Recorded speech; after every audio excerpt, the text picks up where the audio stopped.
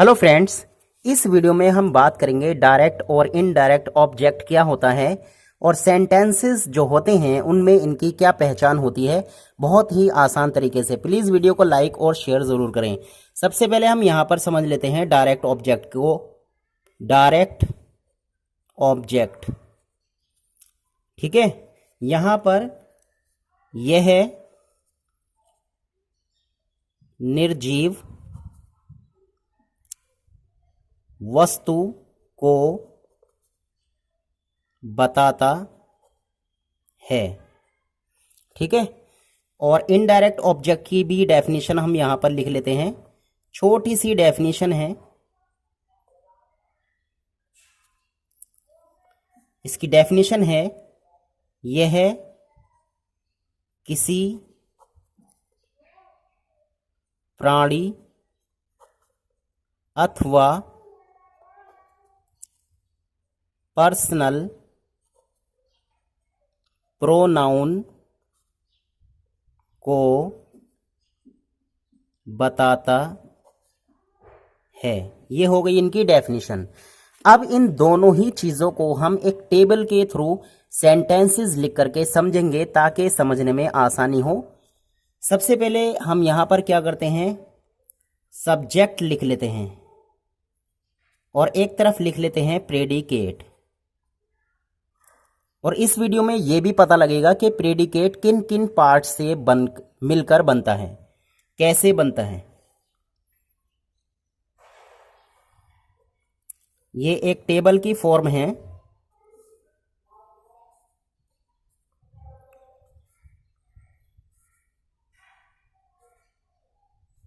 ये एक टेबल बन गई है।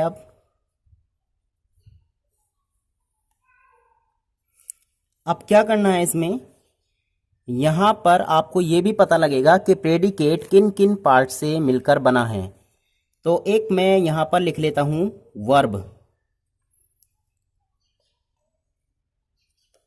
यहां पर लिखते हैं हम ऑब्जेक्ट और यहां पर लेते हैं हम इनडायरेक्ट।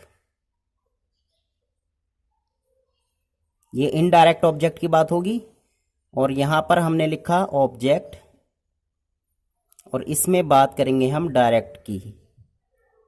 मतलब दो तरह के ऑब्जेक्ट होते हैं, एक डायरेक्ट और एक इनडायरेक्ट।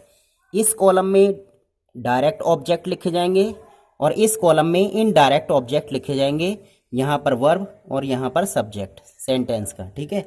जैसे यहाँ पे लिखा हमने राहुल और यहाँ लिखा हमने गेव। यहाँ पर इनडायरेक्ट ऑब्जेक्ट मैंने अभी आपको बताया कि इनडायरेक्ट ऑब्जेक्ट जो होता है वो किसी पर्सनल प्रोनाउन या प्राणी को बताता है। तो यहाँ पर मैंने लिखा मी और ऑब्जेक्ट में लिख दीजिए आप कोई भी चीज़, आ बुक। अब ये एक सेंटेंस भी हो गया और यहाँ पर हमें ये समझ में भी आ रहा है कि वर्ब क्या है, सब्जेक्ट क्या है और ऑब्जेक्ट, यहाँ पर ये ऑब्जेक्ट कौन सा है और यहाँ पर ये ऑब्जेक्ट कौन सा है।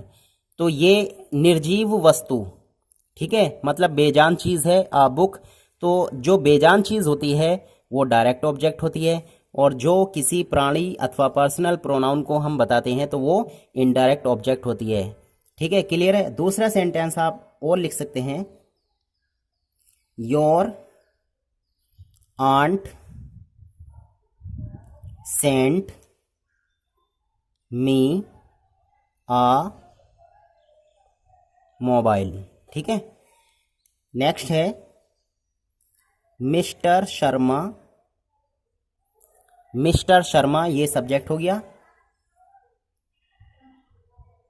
टीचर्स, यहां पर आ गया अस और यहां पर लिख सकते हैं आप कोई भी subject, maths. Mister Sharma teachers us maths. तो ये जितने भी ये मी, अस, इस टाइप के जो वर्ड्स हैं जो किसी पर्सनल प्रोनाउन या प्राणी को बता रहे हैं या बताते हैं वो इनडायरेक्ट ऑब्जेक्ट्स कहलाते हैं। और जितनी भी बेजान चीज़ें होती हैं वो डायरेक्ट ऑब्जेक्ट होती हैं, ठीक है। और लिख लीजिए आप, she bought me a watch, ठीक है। और लिख सकते हैं I sent him a letter. Direct object के कॉलम में सारी चीज़ें बेजान चीज़ें हैं ये, a book, a mobile, maths, a watch, a letter. ये हमारे सब क्या हैं? Me, us, me, him. ये सारे के सारे ऑब्जेक्ट्स इनडायरेक्ट हैं और ये सारी वर्ब्स आ गई और ये हो गया इनका सब्जेक्ट। तो हमने इस वीडियो में देखा, यहाँ पर जो हमने अभी यहाँ तक बात की है वो ये है कि सब्जेक्ट तो ये आ गए और प्रेडिकेट इसमें वर्ब से, ऑब्जेक्ट से, और ऑब्जेक्ट मतलब इनडायरेक्ट और डायरेक्ट ऑब्जेक्ट से मिलकर यहाँ पर प्रेडिकेट मतलब वर्ब से, इनडायरेक्ट ऑब्जेक्ट से और डायरेक्ट ऑब्जेक्ट से मिलकर यहाँ पर प्रेडिकेट बन रहा है। ये हो गए हमारे parts of predicate, verb, indirect object और डायरेक्ट ऑब्जेक्ट।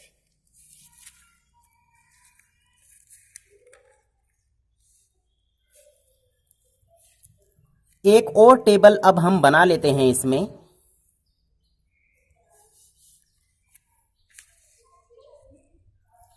सबसे पहले मैं यहां पर लिख रहा हूं सब्जेक्ट, उसके बाद मैंने एक तरफ लिखा प्रेडिकेट,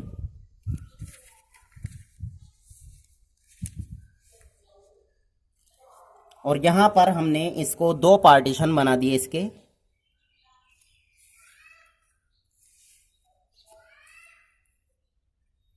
यहां पर लिखा मैंने वर्ब,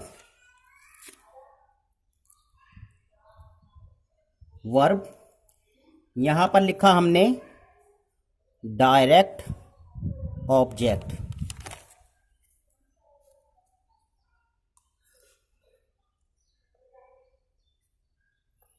और यहां लिखा हमने इनडायरेक्ट ऑब्जेक्ट,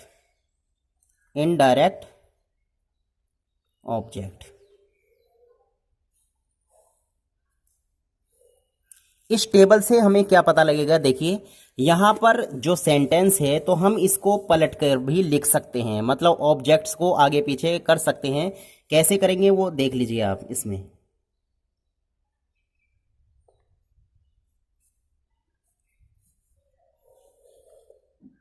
ये लाइन नहीं बनेगी यहाँ पे, ये लाइन यहाँ पर खींचेगी।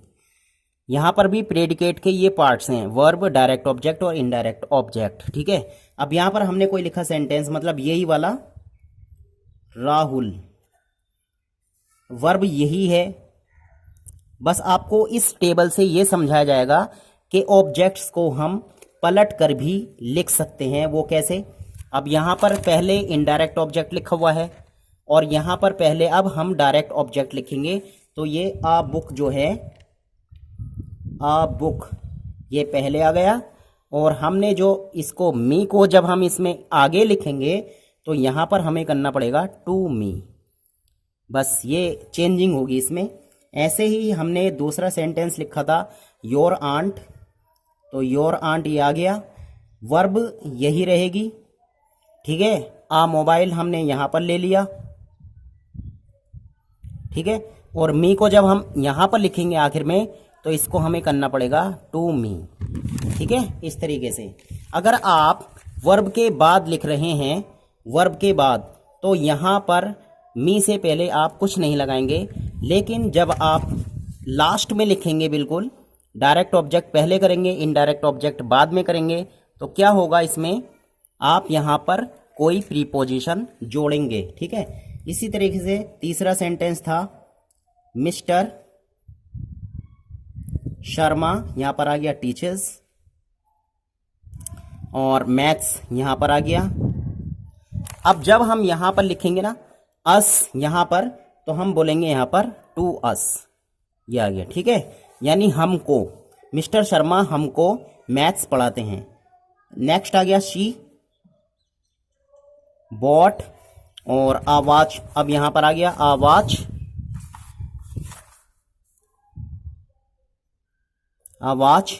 और यहां पर ये सेंटेंस का मीनिंग थोड़ा अलग हो रहा है। तो शी बॉट, उसने खरीदी एक घड़ी। मी, अब यहां पर टू नहीं आएगा मेरे लिए, तो यहां पर आएगा फॉर मी। ठीक है, इस तरीके से। ऐसे ही अगला है आई सेंट आ लेटर, और यहां पर आ जाएगा टू हिम। तो ये हमें खुद देखना है कि टू लगाएं या फोर लगाएं। जब कोई चीज़ खरीदी जा रही है तो वहाँ पर आप फोर लगा सकते हैं मेरे लिए, और जब किसी को कोई चीज़ दी जा रही है या पढ़ाया जा रहा है तो आप वहाँ पर टू लगा लें, जैसे टू मी, टू अस, और यहाँ पर आवाज़ के आगे हमने लिखा फॉर मी, और ये आ गया अ लेटर टू हिम। तो फ्रेंड्स, इस तरीके से हम पार्ट्स ऑफ प्रेडिकेट वीडियो के द्वारा समझ रहे हैं, और प्लीज़ वीडियो को लाइक और शेयर ज़रूर करें। Thanks for watching.